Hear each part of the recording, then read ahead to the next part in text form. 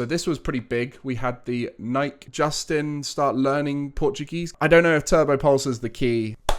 Right, how are we all doing? It's time for the weekly roundup. So last week was the final weekend of RLCS regionals in the online stage of the full split, where we got to see Europe, Oceania and Sub-Saharan Africa have their invitationals. So we finally now know who all the teams are going to the major. And we also got to see which teams are topping out their rankings, gaining those much needed points for the rest of the season, in particular in Sub-Saharan Africa for where they're competing only for Worlds. So Europe, very interesting. We came into this with 3 teams pretty much guaranteed. I'd say maybe 4 teams, but it was definitely 3 at the top. And came out with a different result to what I was expecting due to some crazy scenarios that did happen throughout the tournament. So just to start things off, let's have a little look. I mean, you got a little teaser here of what happened. Team Liquid did come out on top. So just looking to start off with the Swiss stage. Carmine Corp looking solid as usual. Evil Geniuses, they are a team that I expected to do pretty well with the Tox edition over RizX. They came out well in the Swiss. Vitality doing well in the Swiss too. Oxygen, solid again. We expected these guys to come in solid to this event, as they have had, at some point during this split, they've had a bad tournament, which has meant they've been motivated. And they're good players, right? So you'd expect to see them both do well. G1 looking solid as always. And then this is where it started getting interesting. We saw Solary almost get reverse swept again in the Swiss. That happened earlier on in the split. But they came out strong, beating Moist, then beat Quadrant. And the reason why I want to look at these two here, Moist and Quadrant losing to Solary, meant that they faced each other down here in round 4 of the Swiss, when they were both on that game to lose out on the Invitational. Moist beat Quadrant, sending Quadrant home in this final regional. Perhaps that cash curse of playing badly in the 3rd regional is still existent.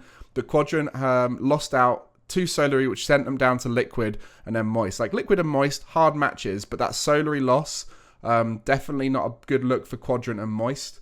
But fair play to Solary, K-Dop, Ferry Peak and Chazette, the oldest team I think ever to make a top 8 in a regional across all regions maybe, but definitely in Europe. So we saw them lose out to K-Corp again. Fair result, G1 fair result, and then they beat Monkeys in that final round there. Williams Resolve bouncing back. I think they're on boot camp as well.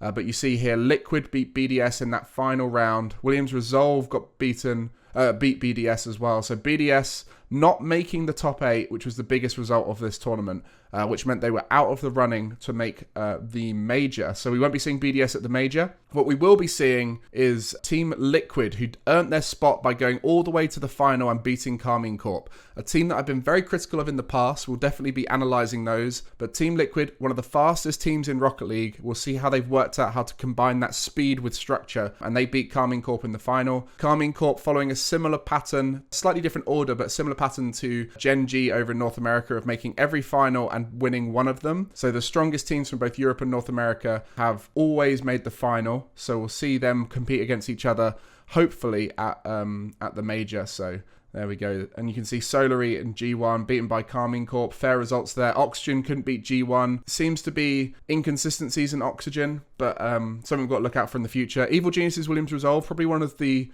best matchups of both these teams, because neither of those teams are up against a super scary threat. It's not like they're coming up against a K-Corp, for example. So they were probably happy to see that, and it went right down to the wire, I believe, in that final game, and just missing out there. Williams Resolve in the quarters, and then Evil Geniuses quickly stopped by Team Liquid, who went on a tear the whole way through, so we'll want to see how they did. And then off the back of this, I mentioned about 3 teams guaranteed and then 1 team on the cusp.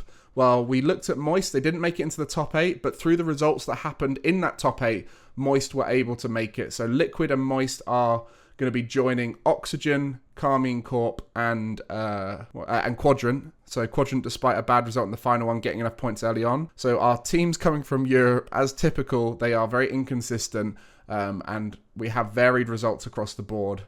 So we'll be seeing that. And you can look here in the rankings. Here's those 5 teams. G1 just missing out. Basically, Moist needed G1 to not do well, because if G1 did well as Team Liquid and made that final, then there was potential for Moist to not make it. But yeah, last week we had a look, and it was a competition for that 5th spot to see who could make it, and we thought BDS was going to be the most likely, but it was in fact Team Liquid who came in and absolutely blitzed through and have climbed the rankings and are now in that second seed spot for Europe. So we'll see where they line up in the major. But anyway, enough about Europe. Let's go and have a look at Oceania. So Oceania had a very interesting outcome. We mentioned at the start of the season that Power are a team we want to see do well. They won a preseason LAN for Oceania, and we expected them to do well again here in the regionals. They struggled in the first regional, but are now looking really strong. So let's have a look at the Swiss here. You see here going 9-0, similar to that of South America's The Club, who absolutely dominated in a few tournaments. So Power, Fever, Amphis, and Torsos, a very strong team. You see them here. 2-star players from the online era, Amphis and Fever, and then Torsos, the sort of veteran of the scene, doing well. Pioneers just dropping a game to placeholders who have had some success, but for the most part, that's an overperformance from placeholders, it's fair to say. And then the rest kind of makes sense there. And then when we go down to that top 8, Power 4-1, 4-0, 4-0. So they only dropped one game throughout the whole tournament. So it'll be good to see how Power are playing, especially in that final against Pioneers. Both of these teams have made the major, Power and Pioneers. I think before the season, it was expected that these two teams would do so, because last season it was Renegades, Power, and Pioneers competing for spots at majors and the Worlds. And Power gained Fever from Renegades. CJ retired. Cami went over to APAC, and then Express left Power, retiring, which opened up the spot for Fever to come in. So they condensed those 3 teams down to just 2. So the fact that these 2 came out on top makes a lot of sense there. And placeholders and Ground Zero are just behind. Lakeshore have had a bit of success. And if you look here, you can see that with the top teams in the leaderboard here, 16, 16, 16. You can see how much that winning of tournaments makes a massive difference, especially in these regions with only 2 teams making it. Pioneers have made every final, but Power, since that rough first tournament, are now looking strong again. So Ground Zero, placeholders, and Lakeshore need to step up in future tournaments if they want to try and take over these guys for that potential future major spot or Worlds, but Pioneers and Power will be making it. Then we look at Sub-Saharan Africa. So the big news for Sub-Saharan Africa is the fact that May Contain Nuts have been picked up by Limitless. So to Die For, Snowy, and Darth, the superstar team of Sub-Saharan Africa, they condensed those top 2 teams into one, are now picked up by Limitless. So hopefully off the back of that, they'll be able to travel abroad and boot camp during the off seasons for Sub-Saharan Africa and start developing their play. I know that's something they were looking to do, and hopefully Limitless can support them in that. Stuff like traveling to Europe or traveling over to North America during the major period and start getting scrims and things like that will be a good thing for them. So that when it comes around to the Worlds at the end, they'll be more prepared. And you actually see here White Rabbit Gaming, a team that we haven't seen a huge amount of success from in Sub-Saharan Africa. A little bit of success. I think it's fair to say they've done all right at times. But a North American player, I don't know why C Kino is in Sub-Saharan Africa right now, whether it's a family thing and stuff like that. But Weak Aspera name I recognize from the past. And Friction, I'm not too familiar with them as a player, but White Rabbit Gaming coming in second. And then when we look down here, Limitless, you see them dropping one game in the Swiss. And then we look here in the run. There was a forfeit here from Reformed. I don't know the details of this. I'm not going to try and assume anything, but it's typical in APAC and in Sub-Saharan Africa that we do see some forfeits, and that's partly due to the nature of their, they get power cuts sometimes, so players often lose the ability to compete. And if they don't have the sub available as well, that can be a problem. Some of them have got real life stuff they have to commit to, so they might not be able to play just due to something that happens in real life, like a job or something like that, like a family thing.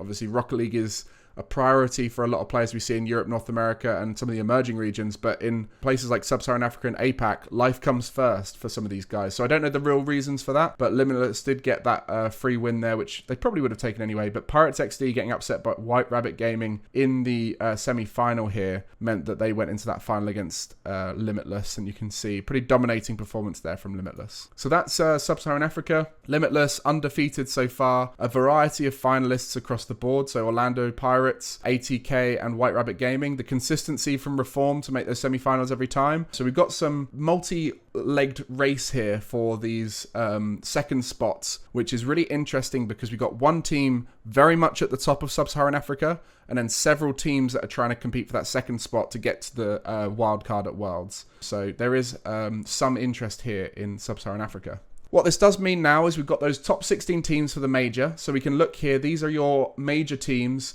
from Europe: Coming Corp, Liquid, Oxygen, Quadrant, Moist, we mentioned earlier.